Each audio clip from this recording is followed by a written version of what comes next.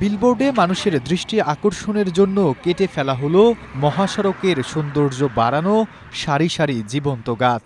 রাতের আধারে ক্রাউন সিমেন্টের বিলবোর্ড দৃশ্যমান করতে প্রকৃতির ওপর এই নির্মম কুড়াল চালিয়েছে একদল দুর্বৃত্ত। ঢাকা চট্টগ্রাম মহাসড়কের সৌন্দর্য বাড়াতে সড়ক ও জনপথ বিভাগ মহাসড়কের ডিভাইডারে বিভিন্ন রকমের ফুল ও ফল গাছ রোপণ করেছিল। কিন্তু গত ২১ জুন রাত থেকে ২২ জুন সকালের মধ্যবর্তী সময়ে কুমিল্লার ১৪গ্রাম উপজেলার উজিরপুর ইউনিয়নের শামুকসার এলাকায় রাতের আধারে মহাসড়কের বিভাজক থেকে সরকারি এই গাছগুলো কচুকাটা করেছে দুর্বৃত্তরা।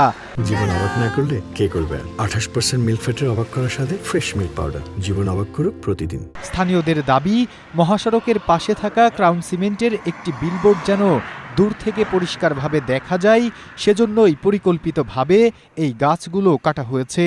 কর্পোরেট বিজ্ঞাপনের স্বার্থে এভাবে সরকারি গাছ কেটে ফেলার ঘটনায় এলাকায় তীব্র ক্ষোভ ও নিন্দার ঝড় বইছে।